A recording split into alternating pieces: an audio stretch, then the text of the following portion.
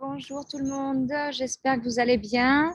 Donc, bienvenue dans ce défi 52 jours rayonner avec sa confiance. Donc, ça y est, on a fait hier la présentation du challenge. On a fait le défi numéro 1. Donc, je vous engage vraiment à partager dans les commentaires, dans le groupe, votre raisonnement parce que je pense que vous n'imaginez même pas ce que l'énergie collective peut vous apporter pour accéder vraiment à un niveau supérieur de confiance. Enfin, vous le verrez au fur et à mesure de ce challenge. Là, on n'en est qu'au début, c'est le jour 2. Et en tout cas, félicitations à vous tous qui avez joué le jeu et qui avez réfléchi et partagé ou non votre objectif, vos buts, vos rêves, vos objectifs. C'est hyper important d'avoir ça en tête et vous allez voir que tout au long de ces jours, on reviendra dessus. Donc aujourd'hui, le jour numéro 2, je vais vous parler des bienfaits de la solitude. Aujourd'hui, la solitude, je pense, est mal perçue pour beaucoup de personnes. Et malgré tout, je peux vous assurer que c'est nécessaire pour accéder à cette confiance en soi et la manifestation des projets que vous souhaitez avoir dans votre vie. C'est un bien-être nécessaire pour construire son être intérieur et réaliser ses projets. Parce que vos plus grandes décisions viennent de vos plus grands moments de solitude. Aussi difficile à croire que ce soit. Je m'explique. Déjà, il faut savoir que la solitude, elle touche tout le monde. Elle touche les enfants, les adolescents, les couples, mariés ou pas, les personnes célibataires, les retraités. Enfin, elle touche vraiment tout le monde. Mais la solitude, ça ne signifie pas nécessairement que les autres sont physiquement absents. On a des personnes qui peuvent aussi se sentir seules au moment où elles se retrouvent au milieu d'une foule ou même au cours d'un repas de famille. Et certains peuvent ressentir une solitude intérieure et d'autres peuvent vivre seuls et être parfaitement heureux. Donc, il y a vraiment tout type de personnes, tout type de comportement et de réaction face à cette solitude. En tout cas, d'une manière générale, on a tous besoin des autres pour diminuer ce sentiment de solitude. Et en fait, qu'est-ce qui se passe? Il se passe qu'on confond la solitude et l'isolement. On pense que accéder à sa solitude, ça signifie obligatoirement s'isoler des autres. Alors, on a peur de se retrouver seul et on fait de la solitude une relation aux autres. Donc, on fait une interdépendance. Par exemple, on peut dire j'en ai marre d'être seul, ou on connaît tous des personnes dans notre entourage qui sont seules et qui vivent mal ce sentiment de solitude parce qu'elles se mettent en quête, par exemple, pour les célibataires, de leur âme sœur, croyant qu'une fois qu'elles auront trouvé quelqu'un, ce sentiment de solitude, en tout cas cette sensation de solitude, va disparaître. Mais en fait, on sait très bien que c'est complètement faux. Ce qu'elles vont faire en attendant, en revanche, ces personnes qui vont être en quête d'une autre personne ou qui vont être en quête de combler cette solitude ou cet isolement, c'est qu'elle va se mettre en doute et elle va se mettre en questionnement sur sa façon d'aimer, d'être valorisée. Et parce qu'on va chercher à tout prix de se débarrasser de ce sentiment d'isolement. Et en fait, c'est faux. Se sentir seul, c'est se sentir isolé. Et pour moi, il y a deux types de solitude. Il y a la première, c'est une solitude qui est purement émotionnelle, c'est-à-dire que c'est celle où la personne va chercher désespérément à être appréciée, aimée, et parfois même la présence d'amis ou de famille ne va pas suffire. Par exemple, on peut avoir une pensée inconsciente d'être en peur d'être en peur de solitude. Je suis trop peu intéressante, trop peu attirante pour que quelqu'un s'occupe de moi, se préoccupe de moi ou s'intéresse à moi. Ça, c'est vraiment une solitude émotionnelle qui peut devenir, si on le pense réellement, une croyance. Et à force de croire en ça, ça fait partie de son identité. La deuxième solitude, c'est la solitude sociale, c'est-à-dire qu'elle signifie l'absence d'amis ou d'entourage qui peuvent fournir un soutien social, relationnel à la personne. Par exemple, ça peut être un couple qui déménage dans notre région. L'homme travaille, la femme se retrouve chez elle seule. Elle ne connaît absolument personne. Elle peut ressentir une grande forme de solitude. Elle a une forme de solitude sociale, mais aussi à la fois émotionnelle. En fait, je ne sais pas trop si on peut vraiment distinguer les deux. Parce que souvent, je pense que les deux sont quand même très liés.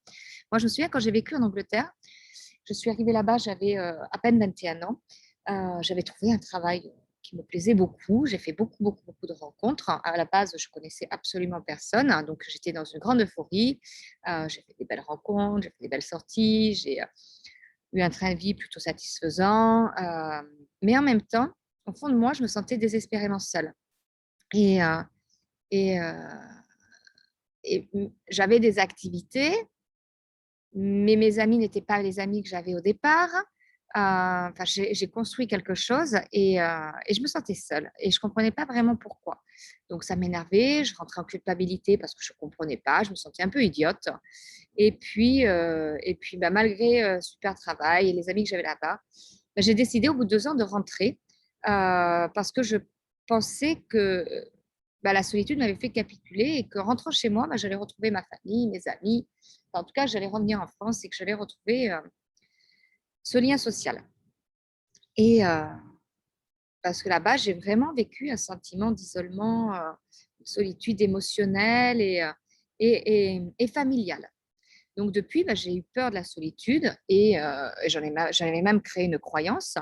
Et je m'étais installée, donc je suis venue m'installer au Pays Basque. Euh, et, et cette solitude, elle a quand même enfin, complètement duré. Elle a continué à durer. Donc finalement, je me suis dit, mais est-ce que je ne confonds pas deux choses? Et en fait, j'ai compris un jour que la solitude et l'isolement sont deux choses totalement différentes. Et j'insiste là-dessus aujourd'hui parce que on pense que la solitude fait mal, que ça nous rend triste. Mais en fait, les mots sont vraiment importants. Moi, j'y mets toujours un point d'honneur dans tous mes accompagnements parce qu'on peut jouer, en fait, on peut vraiment jouer avec les mots et en faire des atouts. Parce que je vous promets que lorsque j'ai vraiment compris ce que c'était la solitude et que je l'apprivoisais, ben, plus jamais je n'ai eu peur de me sentir seule. Et au contraire, j'ai même recherché des moments de solitude et j'en suis même devenue accro. Et je dirais même aujourd'hui, je suis en couple, euh, très heureuse en couple, et j'ai des moments de solitude. euh, Bah, depuis que j'ai compris ce que c'était réellement, eh bien, parfois, ça peut me manquer. Alors, c'est quoi en fait la solitude? Parce que dans mes vidéos et pour ceux qui me connaissent et avec qui je travaille, je parle souvent du mot, enfin, du bien-être. Et j'ai une vision très claire de ce qu'est le bien-être. Et pour moi, la solitude en fait vraiment partie. La solitude, pour moi, elle permet vraiment de se poser, de faire le point sur sa vie. Elle va vraiment vous permettre de libérer des émotions qui peuvent être souvent négatives, parce que souvent le cerveau ne retient que les émotions négatives. Et, euh, et à force de se poser, de faire le point sur notre intérieur, bah, c'est une pratique qui au début n'est pas forcément très évidente, je l'avoue. Par contre, quand on a pris le rythme, on en devient accro parce qu'elle permet vraiment de faire un nettoyage intérieur de sa tête, de son corps, très vite, parce qu'on en a besoin pour explorer vraiment les profondeurs de notre être, notre âme. On va vraiment prendre laisser les choses inutiles dans notre vie, laisser la place vraiment à l'essentiel, vraiment à l'instant présent. On va laisser place grâce à la solitude, à l'amour qu'on a pour la vie, à la gratitude, à l'amour qu'on a pour soi, à l'amour qu'on a pour les personnes.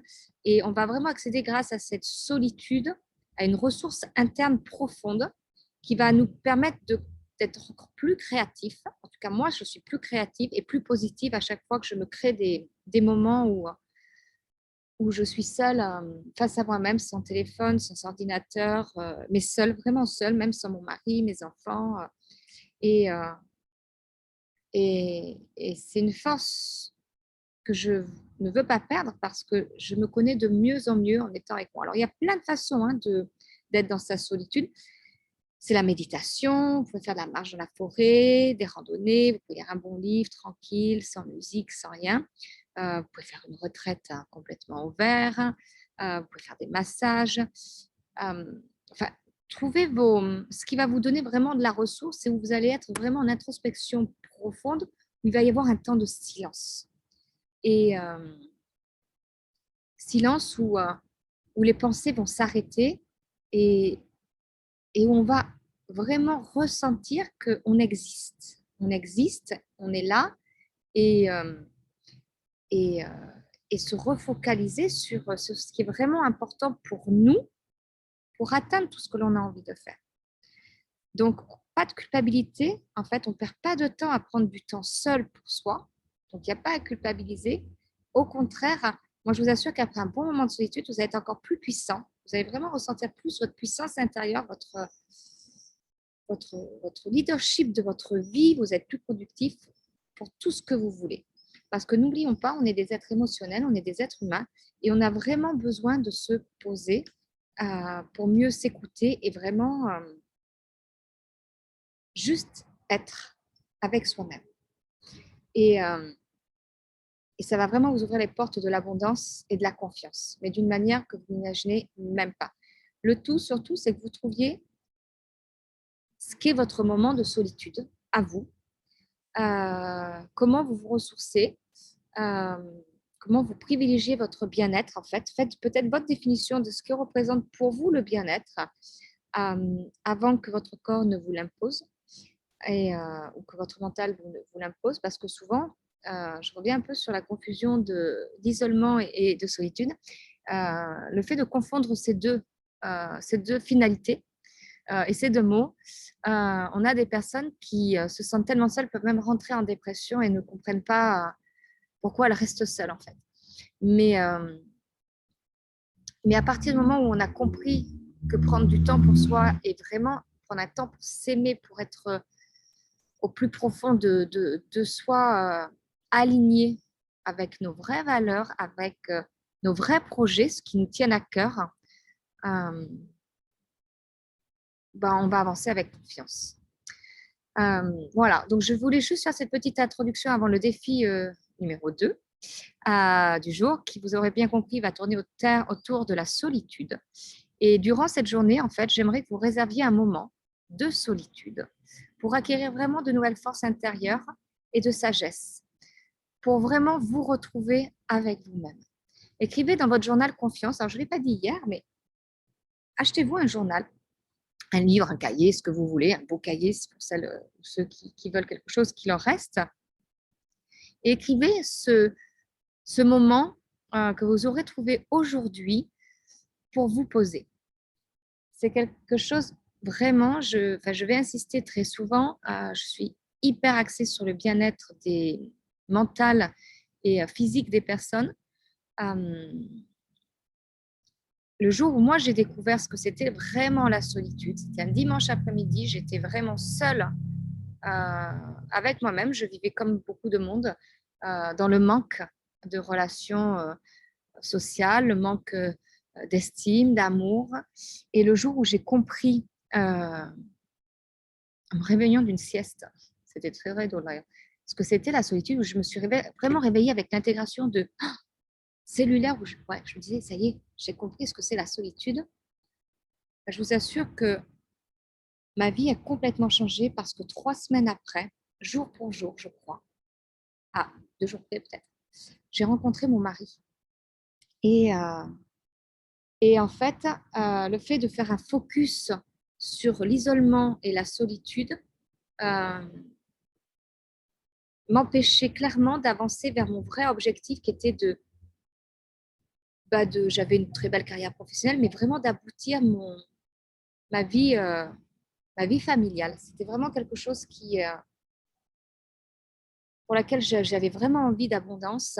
Et je vous assure que d'avoir compris ce que c'était réellement cette solitude m'a fait faire un shift à 360 dans ma tête.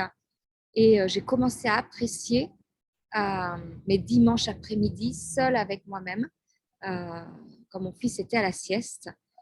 Et même, c'était parfois trop court. Et je vous jure que 3 semaines après, ma vie a radicalement changé.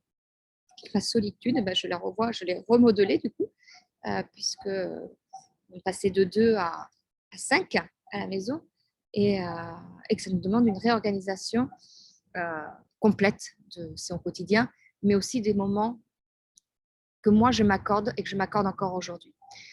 Donc voilà, donc pour ma part aujourd'hui, je vais prendre soin de moi, je fais off, je vous partagerai dans ma story où je vais, c'est un endroit magique. Je crois que c'est une des plus belles thalassos qui existent en France, à Saint-Jean-de-Luz.